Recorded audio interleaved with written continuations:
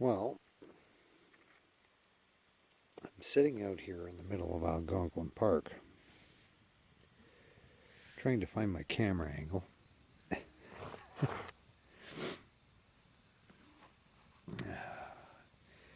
Doing this video by flashlight.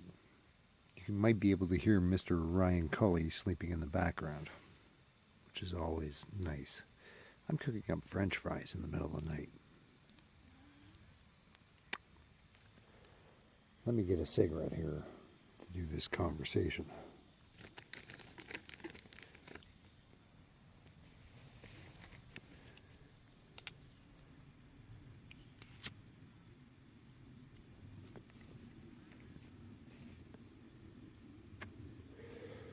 Well, it's been one hell of a trip. I had one of those nights that were just kind of relaxing, which is nice, but mostly because we both got sick. I got sick yesterday. I threw up twice. Ryan was sick way before me. We've both been drinking lake water, so I'm leaning towards lake water being the cause. It's been a cold week. We're out here in fall in Algonquin. I'm around the campfire right now. Ryan's gone to bed. We've had a few drinks. I'm on my third right now. Third, like 4-shot drink. Cheers.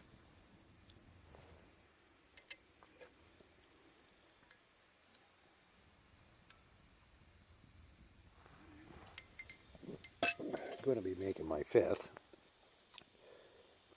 You can see my cup there. I'm getting rid of the heaviest thing I'm carrying, which is potatoes. Tonight. Last night I got rid of other heavy stuff to eat. I got rid of my meat, my milk,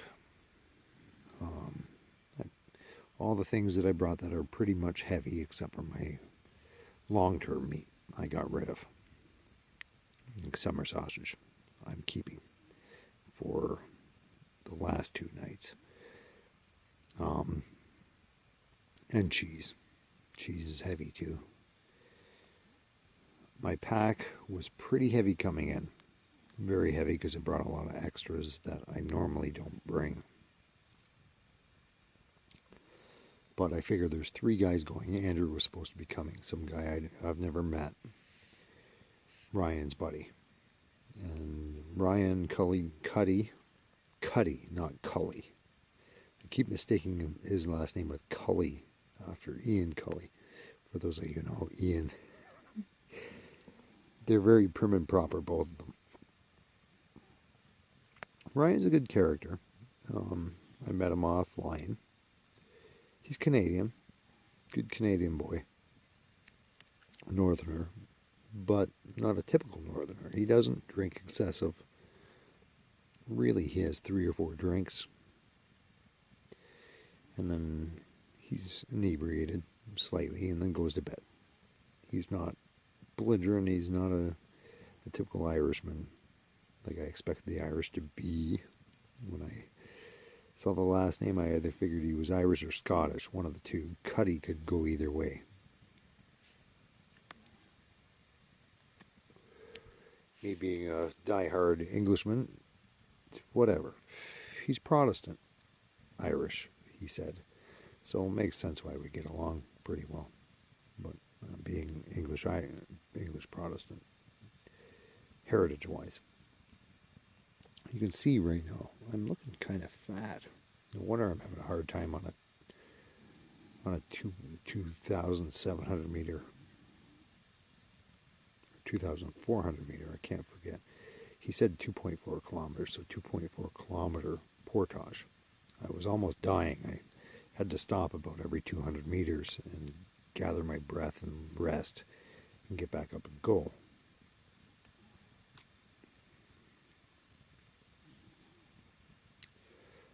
Not as young as I used to be, obviously. 12 years of truck driving, 20 years of auto work, which 5 of them were sitting on a forklift, and 2 years of driving forklift before that and being a lead-handed supervisor have not done me well in what I think I can do when camping.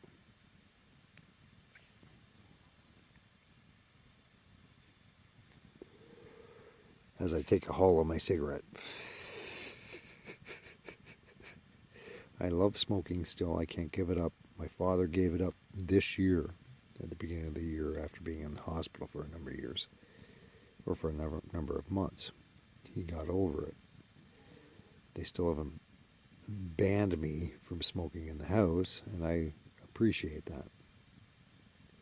Because I smoke in my bedroom, like I always have, since I was a young lad. Dad knows my plate. It's a hard thing to kick. I haven't been to the hospital for 4 or 5 months like he has this year, so love the guy to death. He's a bit of an asshole sometimes, but I love him for it. Goes on about politics endlessly in his retired years because that's all he watches on TV. Doesn't have people in the automotive industry to fight with, I suppose. For me, getting out of trucking this year so far, I'm trying to find something new to go into. Trucking I went into because there was nothing going on at the time period to essentially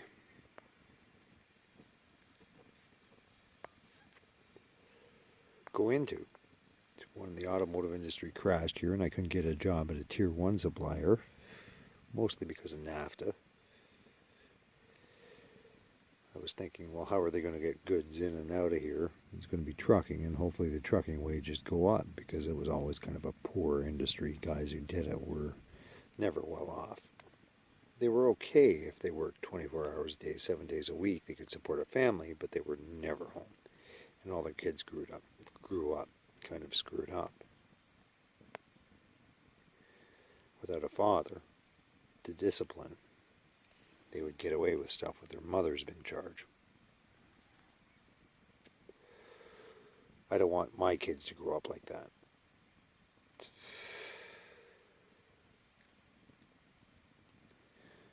Sheeby is who I'm dating.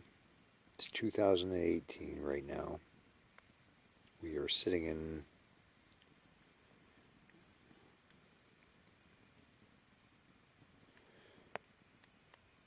October 29th. We met up. So it's the 30th right now, I believe, or the 31st if it's past 12 o'clock midnight. Brian Cully's been nothing more than a gentleman. I'm glad I met him. The minute I looked at him, I knew he was a real camper, a real outdoorsman. He's been a good guy. We met offline, talking about camping stuff from Camping Ontario websites. I watched him post asking if anybody wanted to go on a canoe trip or a kayaking trip with him. Nobody responded except for one guy who kind of wanted to ride. I was going, it might be a mooch. I was watching his posts. 2 days before he was scheduled to leave, I said, hey, if you need somebody to go camping with you, I'm here and I'm not doing nothing. And I'm an outdoorsman, 100%.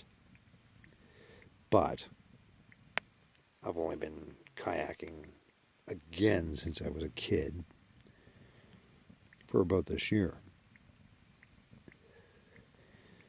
He says, I need a bowman for my canoe. And I know he has a Swift canoe. We've already previously talked about it. And Swift is top-end canoe. It's a rich boy's canoe. An elitist northerner canoe. Swift is known as one of the best canoe makers and kayak makers in the north of Canada. Great canoe.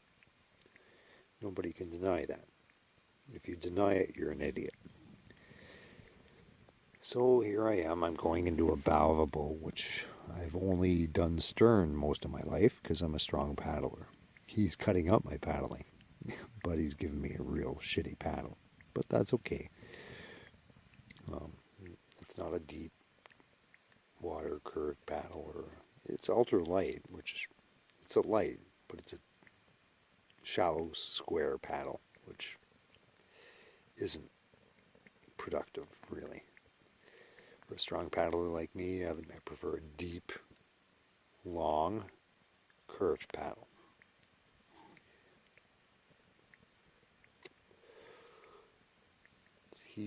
He's cut me up a little bit over the gear I brought, because I brought a lot of gear because there was 3 guys going, and I figured, well, I'll bring extra food, we can share it, and there's going to be 3 guys to haul.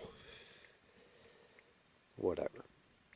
I ended up getting stuck with all the gear that I brought for extra food and extra things bringing it in, which is fine, but I almost died on the second portage. The first portage was a cakewalk. The second portage was a little rough. I almost felt like I was having a heart attack, but mind you, I didn't sleep the first night at all. From early, I was up probably 5 in the morning, the day before, 5 or 6. Got up, spent the whole day, talked to him, and then realized I had to pack, so I spent most of my afternoon packing, trying to organize my gear, which is easier said than done because it's all over the place, for a medium or lightweight canoe trip. This canoe handles a lot of weight. It's like 800 kilograms, which is huge amounts of weight. 2 men and a shitload of gear. And we're sitting kind of low in the water with it, 5 inches, 6 inches down, he figures. I figure 5, he figures 6.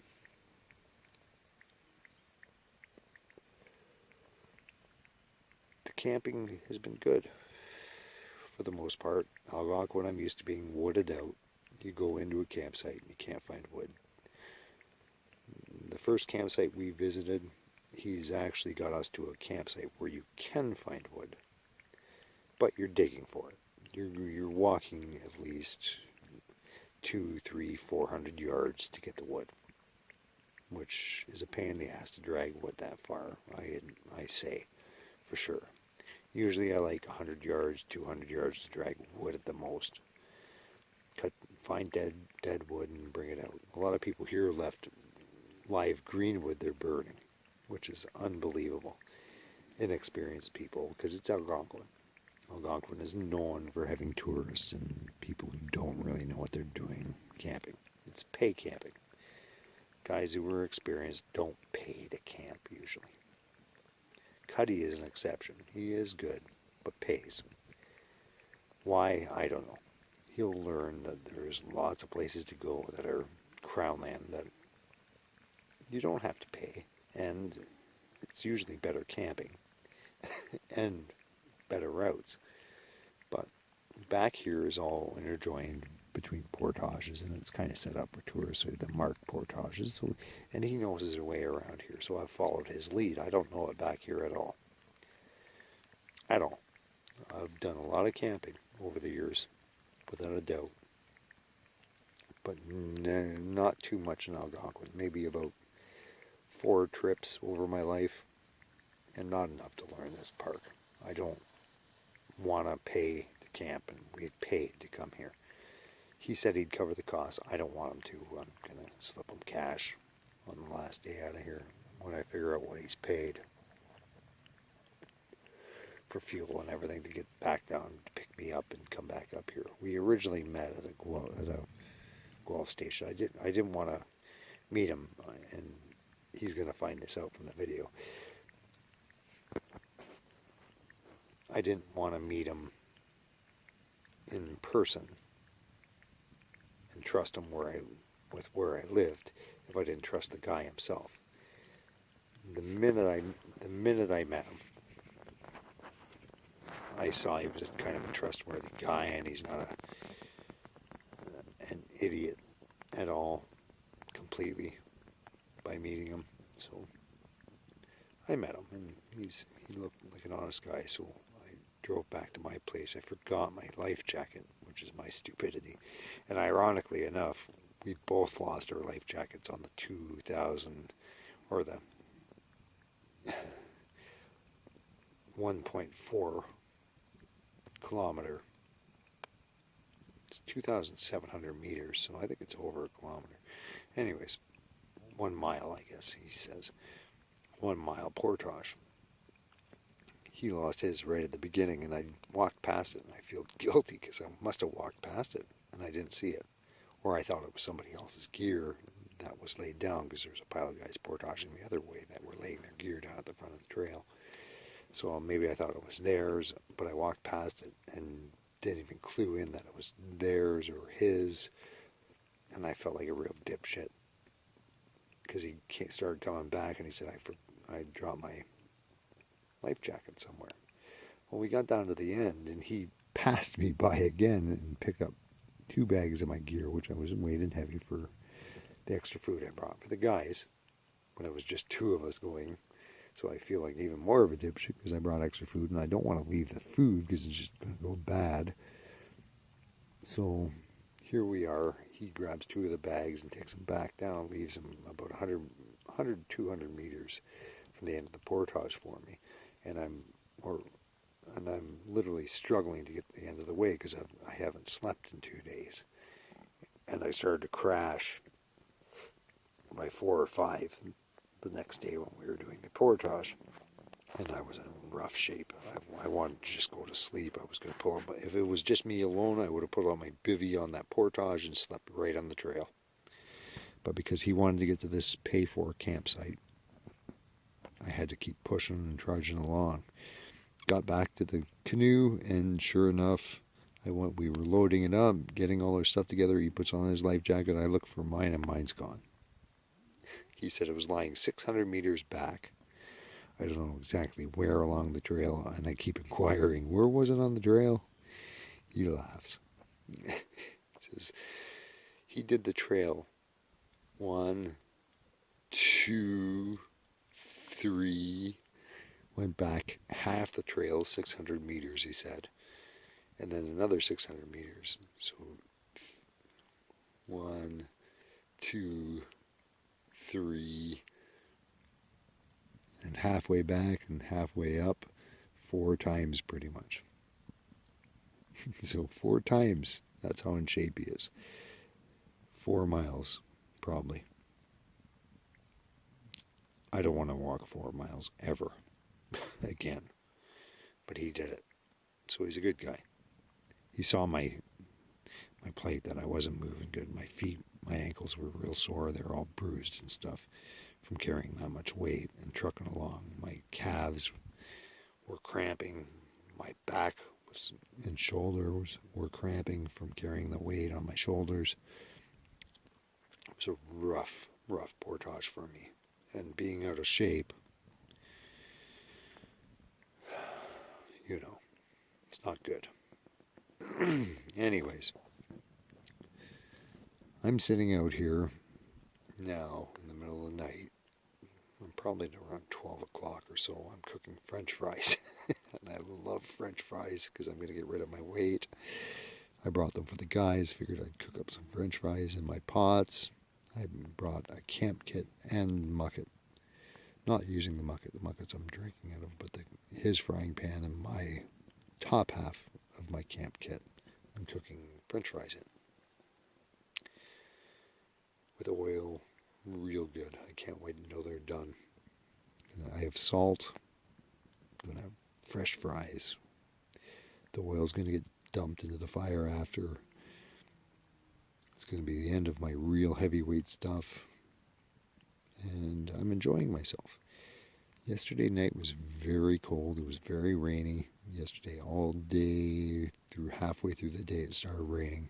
A lot of people were just setting up camp and taking it easy. We were still going, and we went through some real rough water coming out here.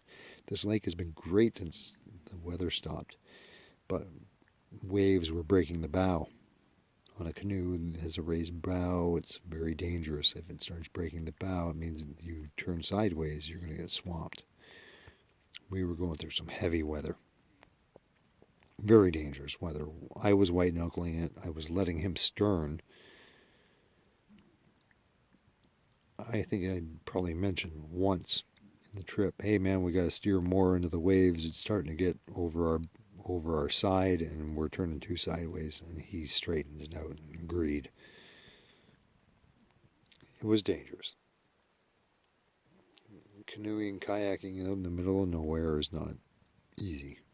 If we get swamped out that far out, because we have to go into the waves to get into shore, so you're going out into the middle on an angle, and then trying to reverse it from the way the wind is coming, so the waves stay at your back to get into the shore where you have to go. So you got to go on kind of angle and angle. You don't want to go too far out, and you don't want to go too far on an angle, and then angle it in so it's not swamping you from the rear end as well. Boating is a very tricky thing. Sailors have had it very hard for a long time. A lot of them die if somebody messes up just once. You die. And that's why. We all have life jackets on. The only thing we would sacrifice is the gear. Hopefully the canoe floats. I don't know if his Kevlar canoe will even float if it's swamped. I know my kayak won't. Unless it's got airbags in it. Unless you're smart enough to put bags full of air in it. Like my dry bags, which I fill half with air to make sure it can elevate my kayak when I swamp, which I've done a few times. Swamping is not a good thing. You get swamped in a canoe or a kayak, it is the most miserable experience ever. You will, if you're not experienced, you will waste gear, you will destroy electronic items, batteries will all be dead. Everything you ever had that is not covered or wrapped in plastic bags or wrapped in some kind of a dry bag or something to keep it dry will be ruined. Your gear will be soaking wet and twice as heavy and weight you down bad. It's not a good experience. Your sleeping bag, you'll spend hours by the campfire drying it out. Ryan couldn't believe I actually dried my shoes last night, which they're perfectly dry today. He said, I've never seen anybody get anything dry around the campfire. I said, as long as it mists, you see mist coming off of it, it is drying, but you have to see the mist. And he said, well, if my leather boots get wet, I'm fucked. I can't dry them by the fire. I said, yeah, because leather will shrink to 3 to 4 to 5 times a smaller size, unless it's pre-shrunk leather is the key. Most of the companies now don't pre-shrink their leather. They don't soak it and then superheat it to shrink it when you're putting it in boots or anything. That was the key to making very, very, very good leather boots years ago, is to really shrink it, soak it and shrink it, and soak it and shrink it years ago. But now profitability has really made them all get cheap and want them to buy other boots, so they don't pre-shrink the leather. The only places that did it were real high-end companies. Kaufman Footwear did it with their high-end hunting boots. But those boots would cost $700, and that was 20 years ago. They're high-top boots, and they had one pair of low tops that they did it with. And they would buy pre-shrunk leather. Great leather boots. If you have a pair of them, you probably know what I'm talking about. I wasn't rich enough working there to afford a pair. I wish I could have. They were spectacular boots, and the Kaufman family knew what they were doing building those boots. They were hunting boots. Spectacular outdoors hunting boots. I'm hoping to buy a pair of pre-shrunk leather, waterproof 100%, even if I have to treat them to be waterproof, which I do. Hunting boots like that again. I would have taken them on the trip if I owned a really high-end pair this weekend. I wear Merrells, which are waterproof, but they're shoes.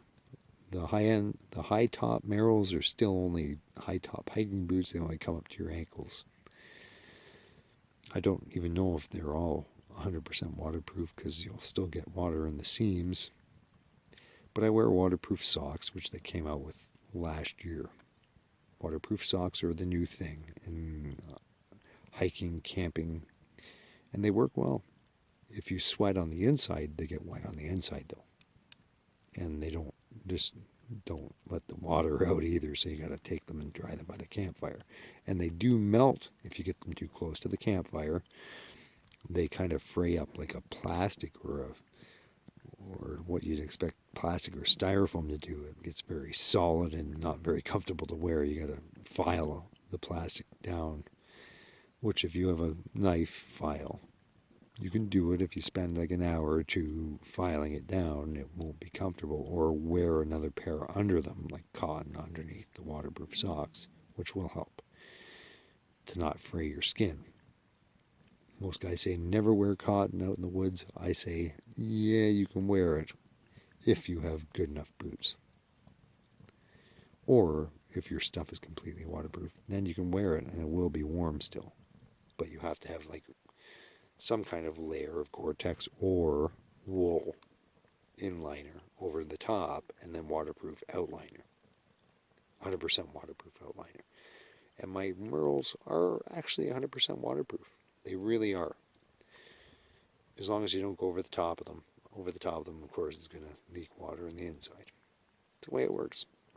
You're not going to have water go over the top of your boots and not leak it in unless the boot companies actually get on board with these sock makers and put a seam over the top linking the two, where you have an inner liner stretching to the upper part of your leg that goes over the top and attaches to the outer liner and seals it against your leg like the waterproof socks do. I've never had waterproof socks leak water against my skin by the water going over top of them. So I'm hoping the boot makers and the sock makers get it together and figure out they can make 100% pair of waterproof boots by combining their efforts. Which will probably take them another fucking 20 years to figure out, because they're a bunch of dumb bastards in the industry these days, especially since it's all being made in China. Welcome to the Canadian world. We have the ideas, we have the knowledge, we have the common sense. Nobody listens to Canada because Trump hates Canada. They've been ripping us off for years. They've been ripping us off for years. No, we've been providing you with information for years that you don't fucking listen to. And every time something gets invented, you rip us off, like the fucking telephone, which is invented in Canada, but then it's an American invention, made by a Canadian guy who was employed by an American company. Same old shit. Canada is a smart nation. Listen to us. Stop ripping us off. Give us due credit. We were in World War II 2 years before you got there.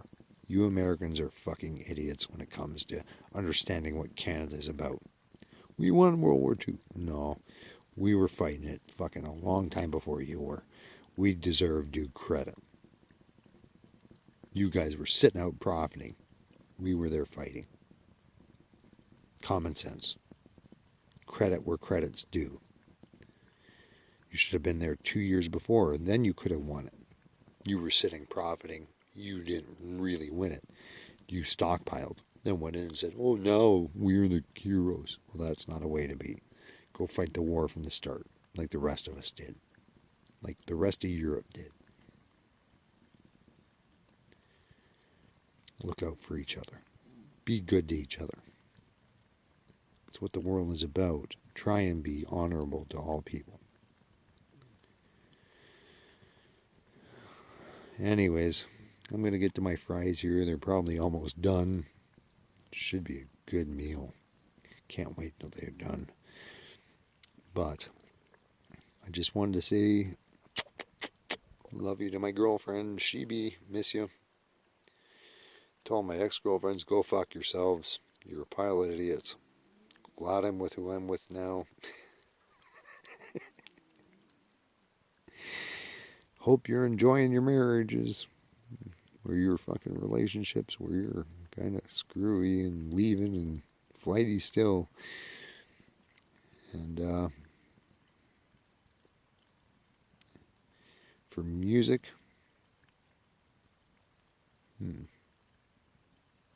what's a good song for tonight?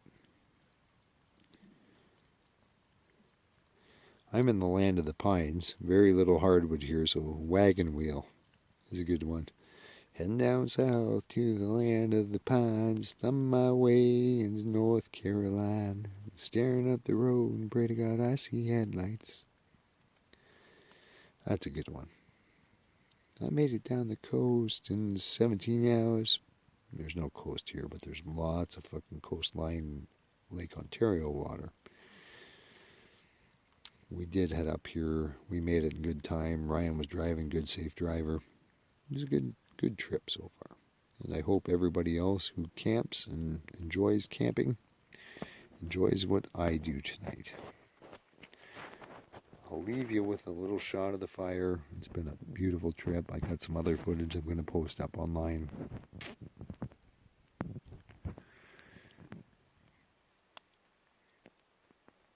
Hope you all have a good, safe night. Have a drink for me around the campfire. Get out, enjoy some camping. Get out, enjoy some kayaking, canoeing, life on the water. Motorboating is fine too if you enjoy it. I do. But get out and camp too. Not just in a motorhome or a tent trailer. Hike in a few miles. Enjoy the wildlife, enjoy the loons. Lots of Canadian loons. Enjoy the beaver. Enjoy the moose. Enjoy the bear. We had something crash into the tent tonight. And it was like a good smack. It was motoring through the woods and hit my tent. Didn't see it, obviously. It was a wildlife of some form. We ran over to check out and see what it was, both knife in hand, because it could have been a bear or a moose or whatever the hell. And it buggered off right away. It was running because it realized it was people around, obviously, coming for it. We have chipmunks running in out of our camp trying to grab our food. They've been challenging us because people have obviously been feeding them. Don't do that, people. Stop feeding the wildlife out here, including mice. You idiots. You city people who come up here to Algonquin have been feeding the fucking mice because they're tame and coming in and trying to eat food out of our hands. That is stupid. Stop that. Wildlife isn't about being fed. Wildlife is about being able to fend. You're going to overpopulate them and make us all sick out here. We both got sick last night. It could be because of stupidity like that. Don't make yourself sick with stupidity. It's not the Black Plague era, folks. This is Canada. We're supposed to be smarter than that. Okay? Anyways, there's my half-hour segment. This is my